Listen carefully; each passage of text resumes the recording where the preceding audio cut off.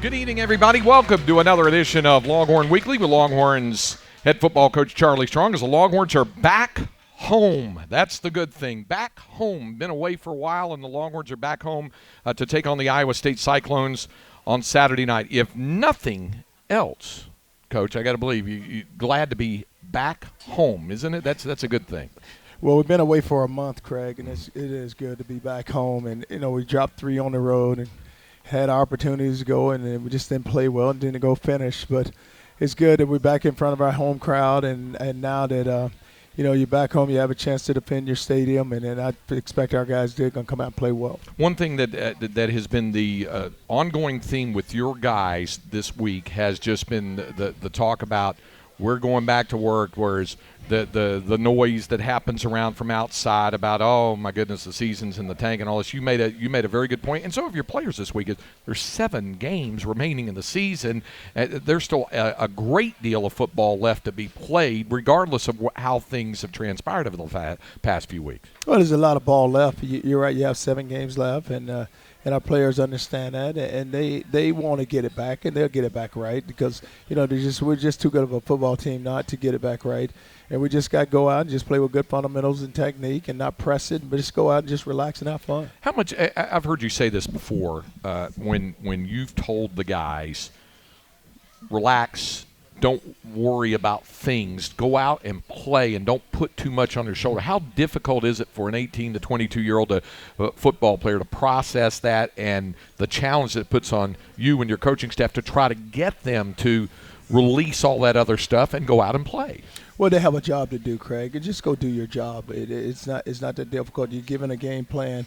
It's all about preparation at the end of the day, too. Just go out and prepare the right way and have the tremendous focus and just realize that you have a game plan in front of you. Just go and just step by step, just continue to just stay locked in and even in your free time, making sure that you put in the time to make sure that you understand it and you know that what you have to do to get it right. Well, and somebody asked you the other day about how you're doing and how you're feeling and how you're doing. And listen, not getting on a roll and then struggling through some of the stuff, it takes a toll on anybody who's invested in the program, isn't it? No matter whether you're a coach, a player, a fan, whoever, you feel so much of yourself invested in the program. Well, you do, and it hurts you inside because you don't. Nobody. I mean, it hurts me to lose, and it eats me up, and it just takes me a while to get over it. But I guess I look at it too from the player standpoint that I just always want to make sure that I take care of them and they're taken care of. And I tell them all the time, guys, it doesn't bother me to just get it thrown all on me. It doesn't bother me at all. And I said, but I just hate to see them go through it because I know the work that they put into it, and we're not getting the results that we want. But and I tell them all the time, it's just it's a step in life where it's an adversity. It's a challenge here for you. There's things that you're going to, and the only thing it's doing is you're preparing you for later on down the road when something bad happens to you. You've talked about leadership, and coaches love to see leaders emerge, and sometimes out of crisis you see that. And hearing some of the comments from guys like Dylan Haynes and some of your other guys, your veterans, that means an awful lot to the team as much as it does to the coaching staff, for them, and the players have their players only meeting and things like that to try to take the responsibility that they feel they need to take on the field. Oh, it does, and that emerges from the leaders, and you have leaders, and sometimes there's things that need to be said, and I tell them all the time, if you're having a team meeting, you got to know why you're having it and what's the reasoning behind it, and guys that who call the team meeting, just make sure that the right message is being delivered. You wanted to begin to try to get things turned with the defense. One area definitely that turned was the turnover thing. You wanted to get some turnovers. You got turnovers with that. That was certainly step one of those. And then I know the big plays continues to be something that you and the coaching staff want to try to limit and cut back on a little bit as you go into this week. Well, you look at it, we got 3 on defense and 1 in the kicking game. You got 4, but then you give up the big play, give up the one right before half, and then we come out there at the third quarter. We give up a double move, give up 1 down the sideline, then you give up a jailbreak screen where Westbrook breaks it down the middle of the field. But that's where you have to eliminate, Craig, and it's all about just being in position, driving on the ball, not just breaking out. Just run through the ball carrier and go make the play.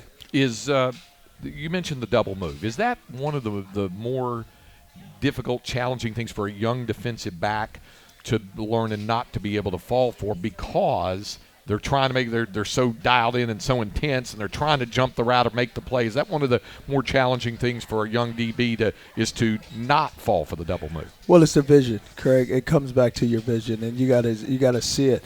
You know, a lot of times, you know, if you're lying 8 yards off a guy, just say this. Usually, a lot of times, if they're going to run a 3-step move, or they're going to go 3 steps, they're going to run a slant route. So, you know, at 3 yards, then there's nothing happening. Then, you know, it's going to happen at 10. If it happened at 10, then it's going to happen at 30. So, but if it's not at 10, you need to get out, you know, and don't let a guy eat your cushion up. A lot of defensive backs get their cushion eaten up, and once they get the cushion eaten up, now you got to turn and you got to go find the receiver, and you got to run with him, but you got to keep your eyes where you keep them locked in on the receiver. You're also starting to get more pressure on the quarterback, and that helps your guys in the secondary as well in seeing what Charles Omenihu has been able to do for you lately. Breckenhager, we've talked about it, and Puna Ford's been playing at a pretty high level of late.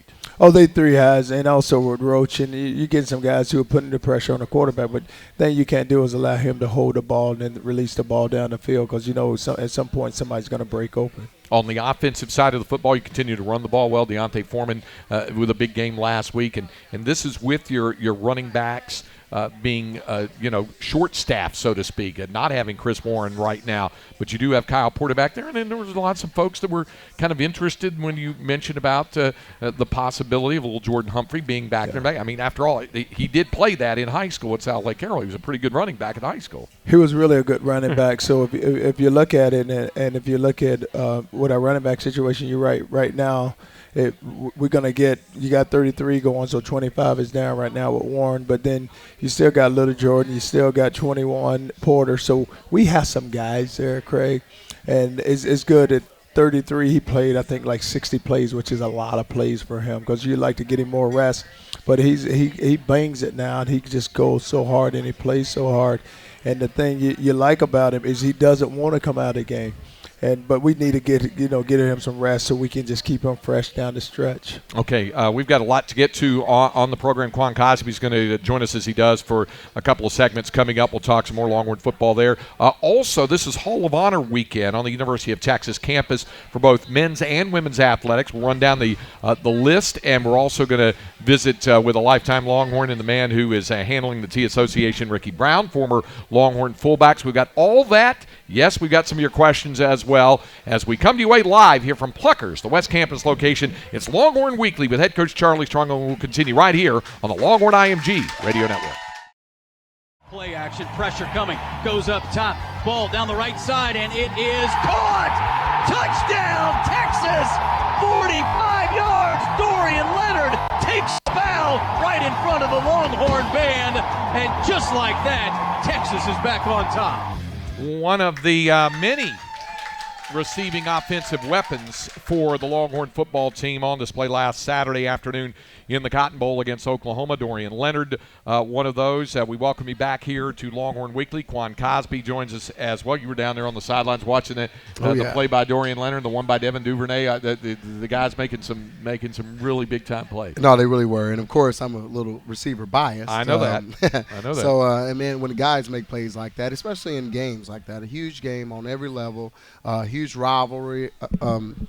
Now, that was a little bit easier because it was on the Texas end, but the way they went out and at times showed those sparks of being such a good crew. Now, of course, it needs to show a little more consistently.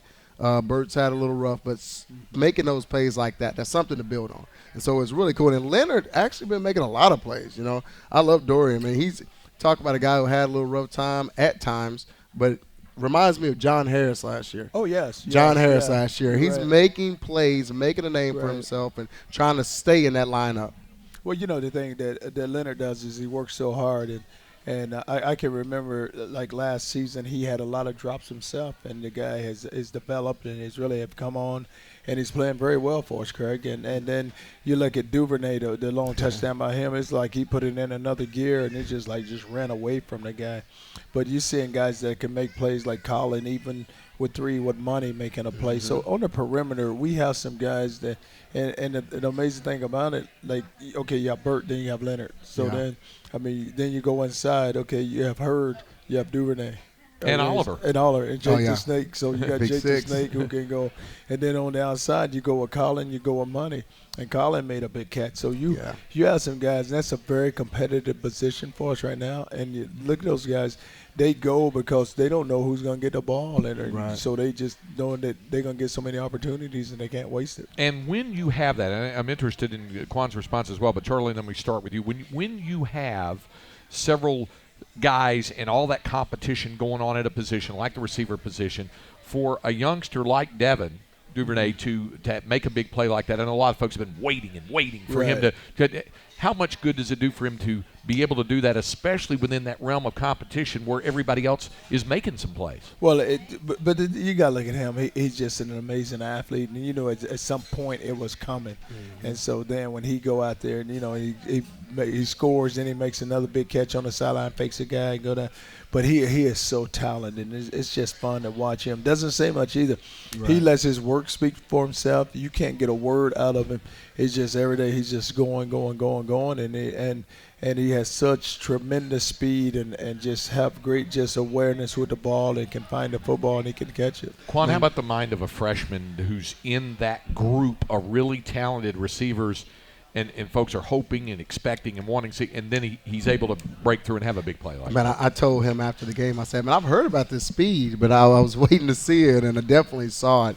And another piece that Coach Strong said that I love is that he's quiet. He's just working. He just and works. From my perspective, you can learn so much from sit back, watch, learn, grow, because it's all a process ultimately. And from a competition perspective, you wouldn't have it any other way, man. When I got to Texas, there's not a time my freshman year. Now, it worked out. I had a senior. He got hurt, so I ended up starting like game 5. But there's not a time I said, you know, I'm going to go right in there and I'm going to start. Now, I knew I could, and I knew I was going to work and be ready for when my time was called. But it wasn't your place. But it wasn't my place. You know, you respect the process, and that's what I think Duvernay has done, but all of them, you know, as a group. And what I see also is the way they pull for each other.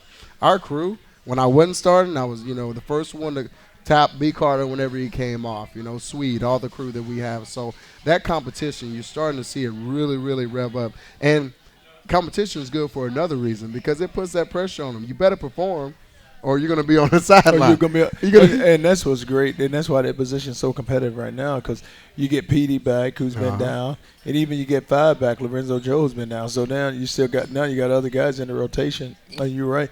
They knowing, hey, I better make sure that I take care of my business because I'll be sitting over there because someone else will be coming in.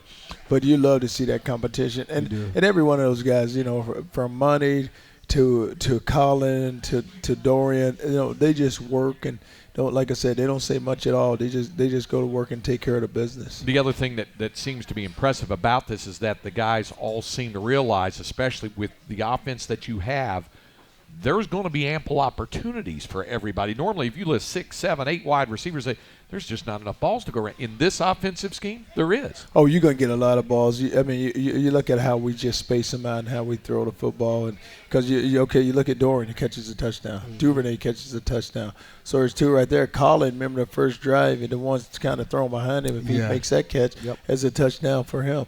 So you're going to – and then Money, we throw the screen out to him, and he goes in for a touchdown. So you're going to get your opportunities to score. But, you know, you still got those big old running backs, so you still got to give them their share of that ball too. And all of that, by the way, makes your quarterback feel better, right? Oh, yeah, that's why that quarterback plays so well. That's why he's a really good player because he knows where to put that football, and he can make the throws, and he can, if he can't make the throws, he can turn around and hand it off. Right, and that's the thing about football that is so often – forgotten. It's the ultimate team sport. There's so many pieces of the puzzle. Now, you know, the bad part is one dude can do something wrong and they can mess up some things as well. Chain reaction. You know, chain reaction. But the good part is so many things can work out and have to work out for everybody to win. For instance, those big running backs, we've seen a lot of 30, 40, 60-yard runs. Well, guess what?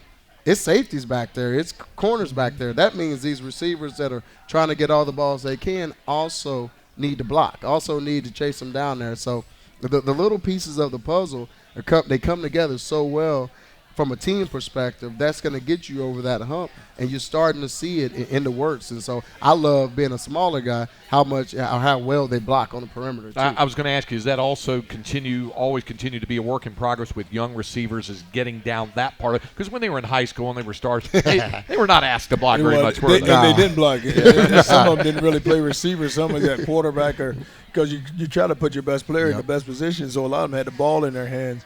But no, and now Quan is so right, because you ask guys now they go block, and it was so funny. I was listening to Pete. He talked to Ja'Cory Wark, and he was talking about, I run down the field because when I see 33 with the ball, you better block, because you don't know when he's going to break one or he's going to come running up your back. So you better get down the field, because he's going to break, and I want to see him do well, so I just run down there and go block somebody. Would you say that Deontay thinks that his twin brother is a good blocker for him downfield? Well, I told him he wasn't, because I said every time it looked like I see him pass you up, Money. So you need to start blocking for your brother. But no, Money does. He loves his brother so much. He'll do anything to see him be successful. He's physical out there too. I love how physical he gets, and him or Warren or Porter or whoever in there, he's one consistently that's getting into it with the DBs a little bit. But I like it. It shows he got some fire. I'm curious to get the perspective of a twin. Because you're That's a right. twin. He's a twin. That's right. Man. So Yes. describe that dynamic a little bit between twin brothers. Both of you, you guys, I remember from broadcasting games and watching you guys play at Mart, both of you were dynamite. Not just you. Quince was pretty good too. So it was looked at Q1 and Q2 and all that. And they were the Cosby brothers. They were incredible and all that kind of stuff. What about the dynamic between twins and how that helps guys like the Foremans? I think, man, ultimately, especially when you're on the field at the same time, you pull for them on every level. It's a different beast. I tell you what, I was pretty hard on my brother, but no one else could be hard on him. So that perspective comes in. But football is such a sport. You're together so much, and the better teams, honestly, you can't forget it, because Armani being as a receiver, those are his twins just as much as his brother in the backfield is. And when you're that close, when you are really on that same – when you're all looking to do the same thing, have the same goals, work as hard, believe it or not, even as a twin, it's easy to forget, because everybody's your brothers. I mean, the linemen are your brothers. And game day, the defense is your brothers. During the week, not so much. It gets real out there from a competitive nature. But you really can't forget it. Now, during breaks, on the sideline, all the above, there's such a connection that you just can't get over. But on the football field, which is why you love that game so much, it's easy to forget, because everybody out there is somewhat like a twin from a standpoint of how you need to what your mindset needs to be successful. All right, coming up, we'll talk some more. I want to get some more from the mental side of the game from Quan, as well as from Coach Strong. When Longhorn Weekly with head coach Charlie Strong, live from Plucker's, the West Campus location, continues in a moment. Shane Buechele to Devin Duvernay, 63 yards, and the Longhorns take the lead. First possession here in the second half. We welcome you back to Longhorn Weekly with head coach Charlie Strong, coming your way live from Plucker's, the West Campus location here in Austin. That was the aforementioned touchdown pass to Devin Duvernay. And we talk about young guys, because you have so many of them. I'm always fascinated by the dynamic of a freshman quarterback and a true freshman quarterback and a true freshman receiver to be able to make plays, because it's, the old double your pleasure, double your fun. When you can get two guys performing at that and doing those kind of things in that game, that's something else. Well, Craig, really, I don't even think that they look at themselves as being freshmen. They just know that they have a job to do. They're I'm the starting quarterback. Look at my center, Shaq. He's a freshman. And then you're right. You look outside at Duvernay making that connection. Shane throwing that ball to him. But I just think that more than anything, they just feel like, hey, this is my job, whether I'm a freshman, sophomore, junior, senior. And I got my teammates counting on me, so I got to take care of them and do what I'm supposed to do. Yeah. And even more from that perspective, and Coach is good, and he has to say that, but freshmen make mistakes. Yes. I love the answer, but the truth of the matter is they don't think about it. However, certain aspects of it is even, and you think about it even from a defensive perspective, it's just little disciplines that that experience will do for you. And what's cool about those guys is, and they've made some mistakes. He know that from watching film, but they just seem to be correcting it a lot faster. The way they're growing from it and the plays that they're making, it's a lot faster, and that's really inspiring to see from a Duvernay perspective, from a Colin, from all the young guys. I tell you what, and Shaq, he snapped a couple of them to the right, which is the little technical and discipline things, but out of all the freshmen playing, everybody, Bouchelle gets the love. They all get. He's probably one of my most impressive guys thus far this year for the job that he's done in that position as a true freshman. It's amazing because I can remember when we was battling through recruiting for him, and it came down to us in Kansas State. And so when we signed him, he said, "I got so many people to prove wrong, coach." And I said, "Just you'll have your opportunity. Just take your time." I said, "You're going to end up." And so he said, "If I win this job," so we ended up winning the job. So once he won the job, it was over with. He just went right to work. Quan, Charlie and I talked about this in the first segment of the program about the defense trying to push through that wall and be able to improve and do those things. I want to get you to give the player perspective of it would be easy for fans to sit back and say, well, the offense has to be getting frustrated because the defense is struggling. He didn't like that. I mean, like you said, you're pulling for your brothers, you're pulling for your teammates. But talk about what goes on when there's a players-only meeting. What the things, the dynamics of the things that happen as everybody tries to help everybody, no matter where the struggles might be. Well, again, I said it in the last segment. Football is the absolute ultimate team sport. And even that comment I said, you love the youth to make plays, but then certain disciplines and experience and all those things that come into play. And then, quite frankly, one of the number one things is on and off the field, but it has nothing to do with catching the football, throwing the football, and all that. It has everything to do with leadership. Teams that have those leaders, I saw something the other day. It was a saying. It talked about that leadership perspective. If you have none, you win none. If you have some, it's good. But if you have that leadership, most teams that win a lot have unbelievable leadership. And it doesn't necessarily have to be a senior to do it. It had to be a guy who works extremely hard and all the above. But that's what you see with those type meetings. That's what you see from that perspective. And honestly, at this point, which I don't know if I saw it as much last year, Coach, you guys know I do the post game. I see it in their eyes, man. I see it. I mean, the way Boyer was talking and, clenching his fists and just so fired up on so many levels, even saying the comment, man, I'm sick of everybody talking about our coach. They don't have eligibility. We do. And, again, these guys are going to coach extremely hard. But to see that leadership perspective, that's when you now, none of our patience is good. We all want to, none of it's good. But when you see those little things like that, that's, with young or old guys, you can't do anything but have hope for what's to come. It makes a big difference. Huge difference, man. And from a player perspective, that's what you want. That's what you see to get over that hump. Well, you just look for guys who are willing to step up, and you know who your true leaders are, because in tough times they're the ones who's willing to step up and voice their opinion. Yeah. And you're going to have that. You're right. Even though you may be young, you still have a guy who is standing there, and it doesn't always have to come from a senior. Right. All right, coming up, lifetime Longhorn, Ricky Brown joins us to talk about the big Hall of Fame weekend coming up, so Hall of Honor weekend coming up. So there's a lot to come still here on Longhorn Weekly. We'll continue live from Plucker's, the West Campus location here in Austin, here on the Longhorn IMG Radio Network. As we continue from here live at Plucker's, the West Campus location here in Austin. Very pleased to be joined by Ricky Brown, Assistant Athletics Director in the T Association and a lifetime Longhorn and the greatest blocker Ricky Williams ever had. I love it. Right? I'll take it. Absolutely. Yeah. And you have done a tremendous job, not only with what you do with the T Association, but I've heard you speak before, and some of the things that you talk about are you learned early on where your talents were and where your limitations were as a football player, and how you began to prepare for your life beyond football. And I wanted you to share with that, because I thought it was extraordinary the way you talked about that. Yeah, absolutely. And I think this is one of the things that's unique about sports is that you're going to face adversity. And how you respond to adversity is what builds your character and what defines who you are. And as a freshman here, I broke my leg, and I remember the devastating feeling of not being able to play and be a part of the team. I was hoping to make the team that year, and I ended up redshirting.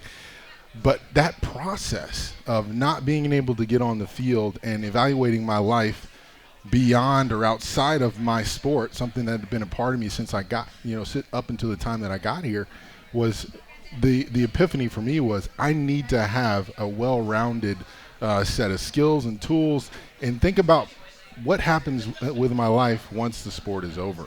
So absolutely, and I came to Texas because of the University of Texas and the degree here. I'd always valued that, so for me it was just more motivation to make sure I had the degree when I graduated. What and toward that end, obviously, you had spent 3 years as an assistant athletics director for leadership giving in the Longhorn Foundation as well. Let's talk about what you do now with the Tea Association. Absolutely. I am so excited to be in the Tea Association and so thankful to Mike Perrin for allowing me to have this opportunity to work with our formers. There are so many incredible people that are a part of this alumni base that I get to talk to every day, and I just have to be thankful for that. It's been an incredible position. What we're trying to do is continue to bring guys back and girls back and welcome them into the Longhorn fold. We like to say this is their second home, right? We always want to have a home for them here. And in addition to that, we want to build some infrastructure that allows them to continue either their second launch after they're done with their professional career, but also retool and re-advance to excel in the companies or in the positions that they're doing now. So we're putting the infrastructure in place to do that. We're bringing back our formers to help connect them with our current student athletes so that they can share their stories and lessons learned, which is so important to them being able to develop and grow and have some perspective, because this place can be all encompassing, and it can make you feel like really there's nothing else beyond it. But when the guys come back and talk about their pro careers and then their professional life after their pro careers, it really helps to show the guys that this is going to continue, and it's important for you to be a part of it. Have you found that in this day and age of millennial world that we live in, Yeah. that student athletes might have, as they might always have, but certainly in this case, have a very vastly different viewpoint and vision of what the world is going to be like for them beyond the 40 acres when they're time, and that's where the education comes in from those who are their teachers, coaches, and administrators? There's no question. And coaches play a huge role in that. And that's why I'm so excited that we have great coaches here at Texas. That's all we really bring in. Fabulous coaches that think about the whole student, the whole person. And you're so right. When they come back and they have a chance to talk to these kids about, life beyond, Quan and I joke, he was on the program earlier, I'm not sure if we could survive in the environment that you're in. You get here on campus and you've already got 20,000 Twitter followers. It can make you feel like you're pretty special. And the reality is you're just getting started after your high school career, so you haven't really done anything yet. And so having that perspective, or having the formers come back and share that is invaluable. All right, Ricky Brown's with us. Ricky's going to stay with us, and we have a special guest because this is Hall of Honor weekend on the University of Texas campus, and an inductee, an enshrinee for this year's Hall of Honor class is going to join us. That and more coming up when Longhorn Weekly, live from Plucker's, the West Campus location, continues in a moment. As we mentioned, this is Hall of Honor weekend. We have a special guest with us, and before we introduce him, I want to give Ricky Brown an opportunity to tell folks a little bit about the Longhorn Hall of Honor and what it means to be a part of it before we introduce our special guest here. Yeah, the Hall of Honor really, and I've talked to a number of guys about this who have been in it, including Mike Perrin. For many of them, it's the most prestigious honor that you can have bestowed upon you coming out of the University of Texas as a student athlete. And it's voted on by your peers, so former players, people that watched you, that played the game or coached the game, which means so much to these guys that are playing, and it's across all sports. So it's not just football or swimming or baseball.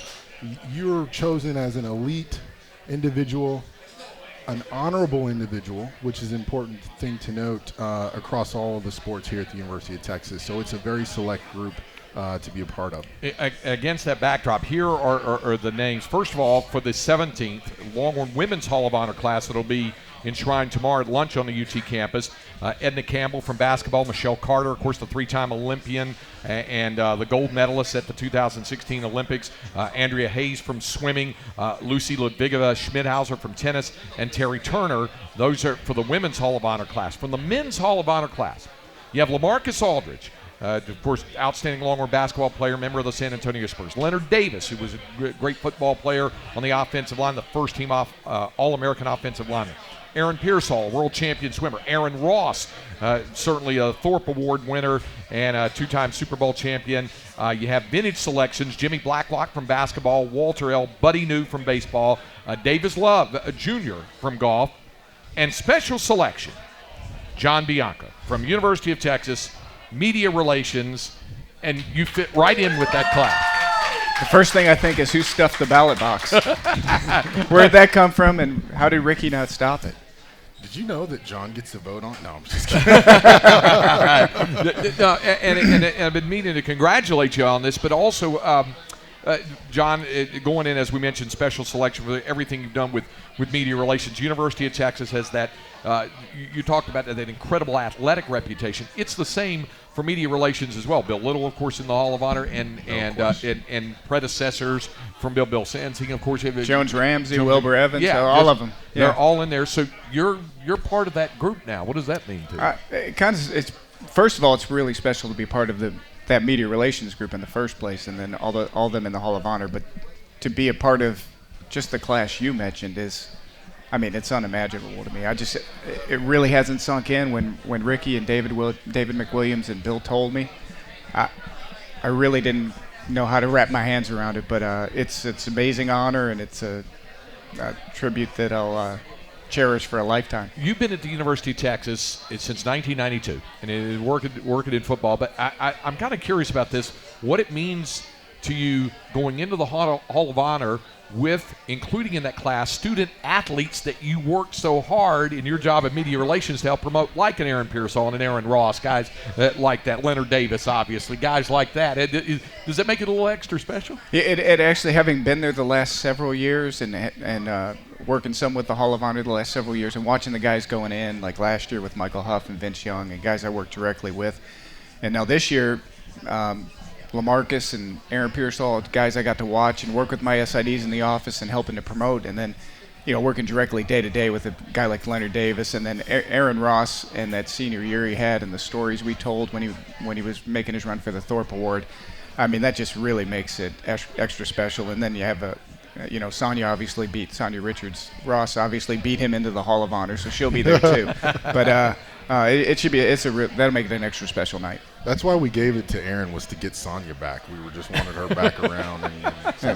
5 years of him calling you and saying, when's my turn? You said some words, and I'm curious to get you to expand on this. When you said we work so hard with and telling the story. That's what media relations is all about, isn't it? For those who don't understand what media relations is all about, it's telling the stories of these student athletes away from the stories they're authoring on the field of play. Right. It's building relationships with them, gaining their trust, so they will. You can get inside their head and get to know them a little bit, and share some messages about them off the playing field. Those are the type of things. They ultimately win the award on the field. You have to perform on the field, but sometimes the difference in the end will be your name recognition, the connection people have to you, your relationship with the fans through the media. So we're in a position where we get to be the conduit to the fans, to our supporters, to the voters for those awards, to the families of parents, and that's the thing that I really enjoy doing. I love getting to know the guys, getting to know their personalities, and helping to tell their stories. And then when ultimately you get in the stage where they're the Home Depot Awards is a high pressure situation, and when you're there sitting next to a guy who wins an award, you're winning it with him. You're part of his family, and there's nothing like it. Yeah, you get the trip to Orlando too, right? Yeah, it's all about the trip. When you don't go to Orlando, well, it's not Orlando anymore, it's Atlanta. Right. And we didn't go to Atlanta last year. When you don't get to go there, you know that there's a lot of disappointment in the media relations office. Well, the one other thing I want to get you to talk about is, because you always mention them, that anyone who's honored always talks about the teammates they have and the people that they work with.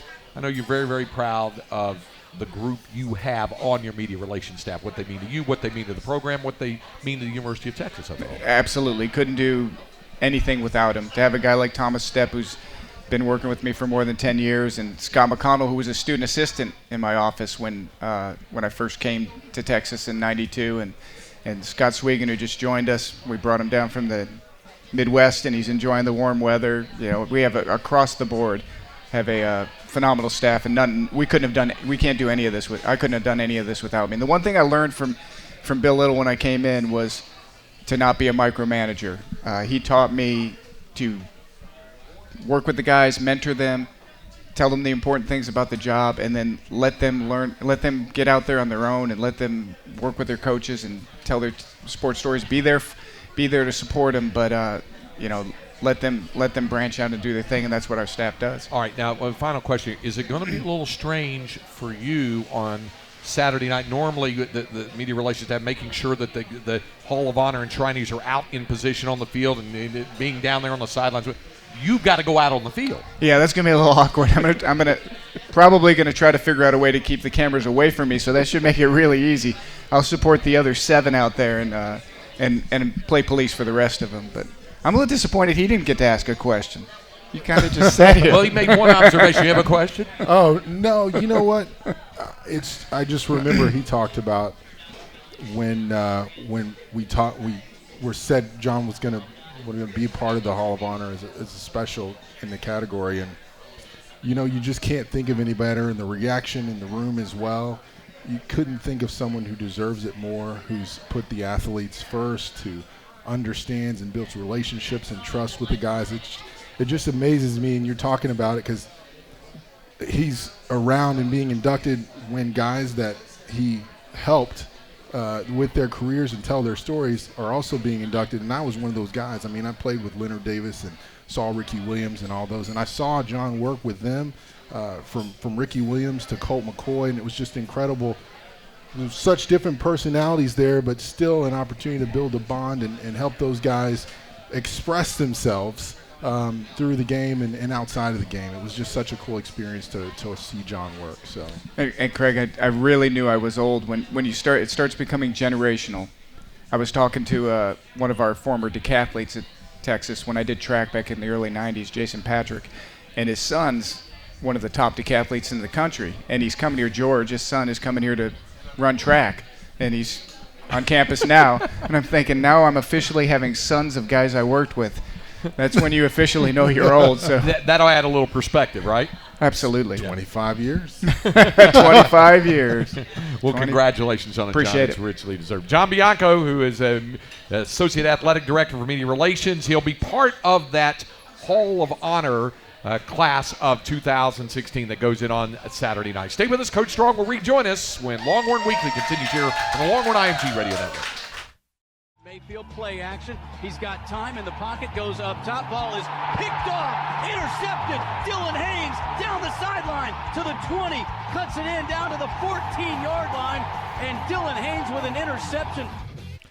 By the time Dylan Haynes leaves the University of Texas campus, he has a shot to be in the top 1 or 2 of interceptors of all time. It's amazing that guy's story, the route he's taken to be where he is right now. I got here, and he was a walk-on, and he came up to the office, and he says, Coach, I'm thinking about quitting. I said, why would you quit? And he said, well, I just want to make sure I'm given an opportunity. And I said, well, we'll see this spring. I mean, you got a new coaching staff, and, he goes in there, and he earns a starting position. And you think about it, he was in a secondary with Quandre, and it was a really good secondary back there with Mikael Thompson, with Duke. I mean, he had some guys around him. And so then he goes and he just has an unbelievable year. Does a great job of finding the ball in there. You look at the one interception he took away from the tight end, and then the other one, the ball's overthrown, and he finds it and brings it down the sideline. Let me get to a couple of questions from here in the restaurant. Shelley and Nathan want to know, this is something you've talked a little bit about. I know you were asked about it in the news conference as well, is about what changes do you feel that you needed to make or had to make during practice and team preparation? Not necessarily anything schematic, but were there any things that you felt needed to be changed or altered during practice and team prep and getting ready for Iowa State? Well, you go back to the game where you didn't play well, and the same thing, you got to do a better job of just playing the deep ball, and but it's all about fundamentals and technique. Craig, when you get into practice, and that's where you got to evaluate yourself and making sure that you're getting done what you need to in practice, and it's making sure that also that you coach. You got to coach, and you got to make sure that the players understand it. Question from Joe. We see the student athletes when they come down the tunnel at DKR and they get excited and they run out and they jump on top of one another, get all excited. Joe wants to know what the feeling's like for you when you walk through the tunnel and there's 100,000 fans in the stadium, that sort of thing, and the noise level's going up. You see your players getting all excited. Do you get amped up? Do you get nervous? What's the feeling like for you when you walk out? Well, you feel it, and you feel the atmosphere, and it's, it's just like you just absorb it all, because I mean it's all around you, and you hear you will go right through the band, and the band is playing, and the crowd is yelling, and it's unbelievable. Even like last week in Dallas, it was an unbelievable atmosphere when you walk out there and we come down the tunnel, and all the OU people are yelling and our fans on the far end, but it's exciting, and you feel it yourself. I mean, you get a little excitement to you. All right, and then finally we have a question from Emma, who asked quite simply, do you have any pets? No, I didn't. Emma just asked me that question. I told her. Yeah, she did. She did. And she couldn't wait for me to ask it on the air. She wanted to go ahead and ask it first. She had first. a pet, and she said she doesn't take care of it, but her parents take care of it. So I said, oh, well, that's not fair, Emma. That's not fair to your pet. All right, now let me ask you this. Your girls, do they ask you for pets? They tried it the one time, and it didn't work out, so they haven't asked anymore. All right. Yeah. We'll be back to wrap up this week's edition of Longhorn Weekly with head coach Charlie Strong. We'll do that when we continue in a moment. Gets up, Foreman, 5, touchdown, Texas. Just like that, Deontay Foreman with 145 goes almost untouched. We welcome you back to Longhorn Weekly, and the Longhorns get ready for the Iowa State Cyclones this Saturday night at Royal Texas Memorial Stadium. We talked about how good it will be to get back home, and you're facing a team that has had some real opportunities the last couple of weeks, certainly with double-digit leads in the fourth quarter of games at home against Baylor and on the road at Oklahoma State. What are your impressions of Iowa State? Last year we go up there, Craig, and we didn't play well, and they shut us out. And you look at their offense right now. We're landing a quarterback. They do a really good job. You're right. They were up. I think they had Baylor by 21, and then this past week they were up 17 on Oklahoma State. But we know this is a team that is very talented. They just haven't finished well. And so we know our hands are going to be filled, and so we got to go out and go play. In this day and age of collegiate offenses, and you're asked about it every week, good, bad, and different, whatever. You're asked about this, about it. Does it confound you, an old defensive coach, to see the way that offenses have proliferated in college football as teams struggle, not just your program, but across the country, to find a way to defend or contain some of these offenses? Well, you know what used to happen, Craig? The quarterback was never an issue for you. And now all of a sudden the quarterback becomes a runner. So when he becomes a runner, you can't +1 in the box because you always got to be aware of the quarterback. So now all of a sudden you run in there and hit the ball, and there's a quarterback. He squirts out because now it forces you to play man coverage.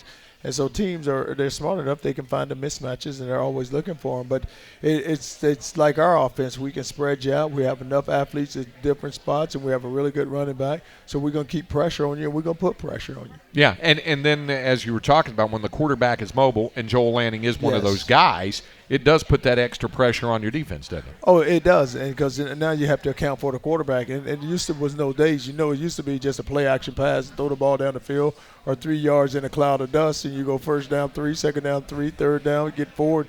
We keep just moving the chains. That's the key to the whole thing. And I heard Matt Campbell talk about it in his news conference this week. He said, we're not a good football team when we're in 2nd and 8 and 3rd and 8. What team is, right? No team is. Yeah, okay. All right, it's the Texas Longhorns against the Iowa State Cyclones. It'll be Saturday evening at 6 o'clock. It'll be good to be back home at Royal Texas Memorial Stadium. We'll be on the air at 5 o'clock with a pregame here on the Longhorn IMG Radio Network and the kickoff at 6 o'clock. For head coach Charlie Strong, I'm Craig Way. We thank you for joining us. We'll see you at the stadium Saturday, and then we'll see you back here at Pluckers next week at the same time, right here on Longhorn Weekly.